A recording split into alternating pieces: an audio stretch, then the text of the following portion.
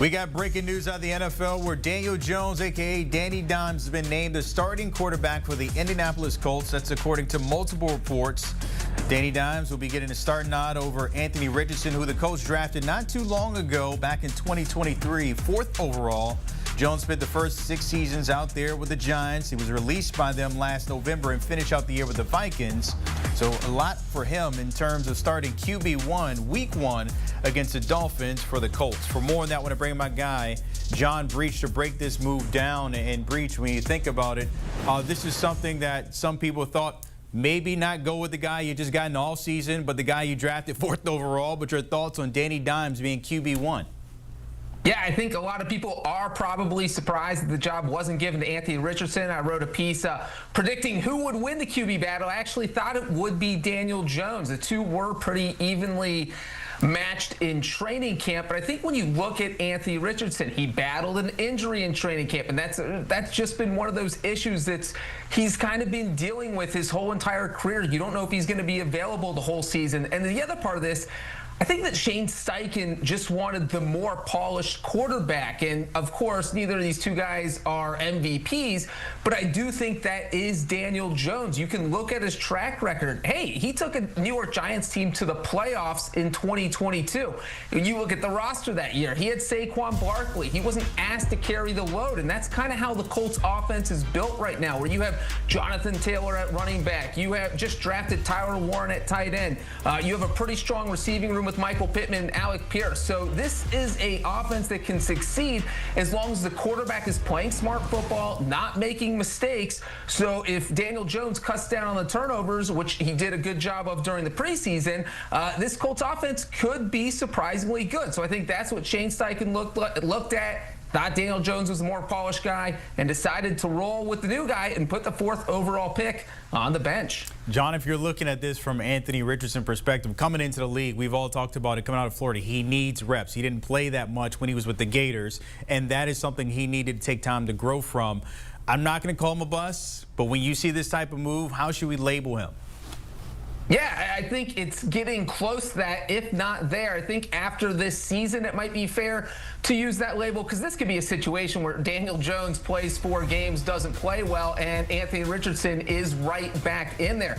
But I do think this is a decision that's probably going to hurt his confidence. If you are the Colts, the logic for playing Anthony Richardson would have been, hey, let's give him one last chance to prove himself. Let's send him out there, and if he falters, then we'll bring Daniel Jones in. So I certainly could see why Colts fans or anyone following that situation would have thought that maybe the Colts would have gone that route. But look, this is what Anthony Richardson needed. This was a battle. He wasn't given the job like he was in past seasons. He had to go out and win it, and he wasn't able to do that. So I think that Shane Steichen probably feels very good about his decision in the sense that Richardson just wasn't able to run away, win this job. Daniel Jones was a slightly better quarterback, and the better quarterback wins when you're having a true QB competition like the Colts were.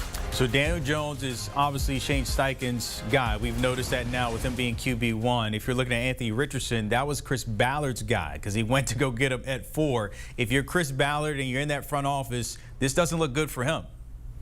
No, it does not at all. So, but also, you are the guy who signed Daniel Jones. So you're hoping, hey, maybe this will be the 49ers Brock Purdy situation where, hey, the Trey Lance pick was not good, but then Brock Purdy fell in their lap and everything worked out. So if you are Chris Ballard, you have your fingers crossed hoping that maybe Daniel Jones can lead you to a wild card berth or an AFC South title, because if that happens, then it doesn't sting as much that the Anthony Richardson pick did not work out. But there is obviously some pressure here, because if the team isn't good this year, if Jones struggles and then Richardson goes in and struggles, that does not reflect well on Chris Ballard at all. And then the Colts are back right where they started next season looking for a quarterback. And are you going to let Ballard do that after what he has done in his recent track record? I'm not sure you want to do that. So it will be interesting to see how all this plays out over the course of the season. I want to go back to Daniel Jones because we saw what he did in the Giants here, and he left the team and then, of course, finished the season with the Vikings, went into the offseason, bet on himself there, ended up with Indy, and won the job, as we're seeing here today. What does that say about him, and is there a chance for him to maybe kind of, I guess, reignite his career here in Indy? I wouldn't be surprised if he does. I don't think the Colts are going to go 15-2 or anything, but I do think that Daniel Jones can play a little bit better than I think most people probably think he can, because you look at his track record. He's played with Brian Dable. He played with Kevin O'Connell. Now he's with Shane Steichen. Three very smart offensive minds. He had a little bit of success in New York. Obviously wasn't the starter in Minnesota, but got to sit down and learn from a very good offensive coach in Kevin O'Connell. So you look at what he's going to do in Indianapolis.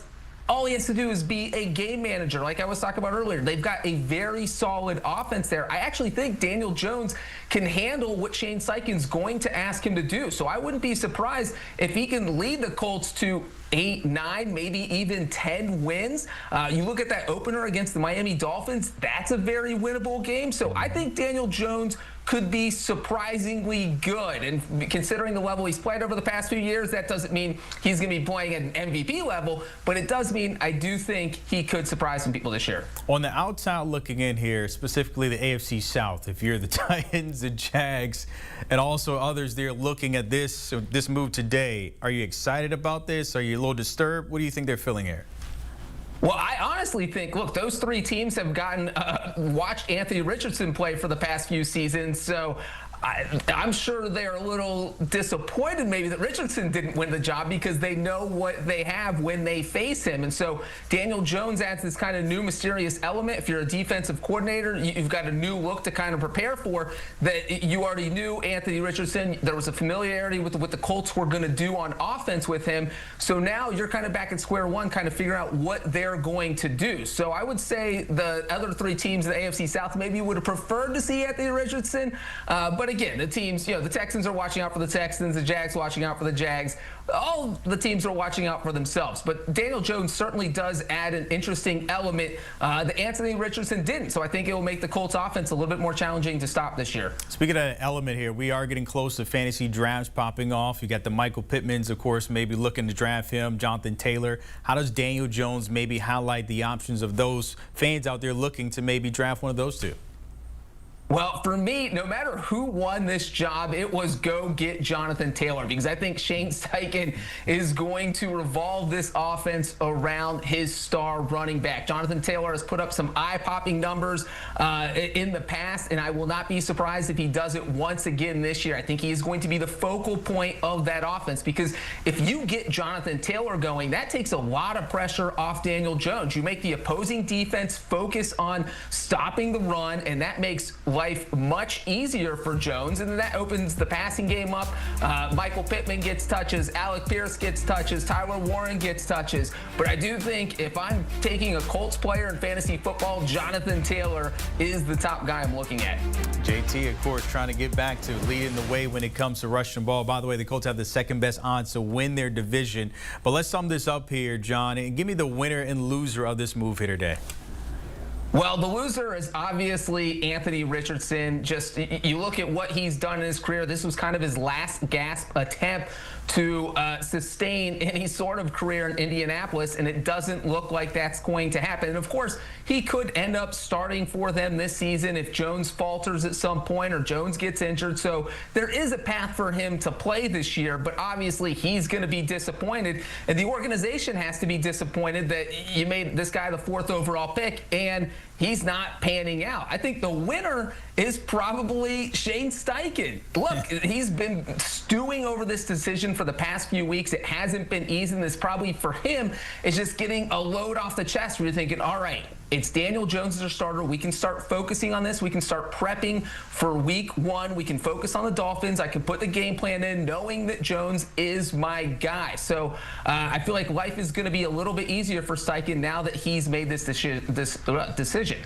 Daniel Jones coming in, taking the job for the former 4th overall pick there. John Breech, appreciate everything, breaking it down when it comes to Indy naming him the starting quarterback come week 1 against the Dolphins. Taking a look at their schedule when it comes to everything for the Colts moving forward.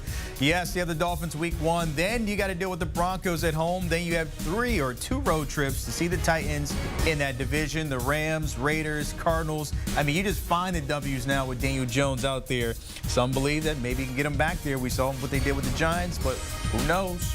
By the way, Danny Dimes, QB1.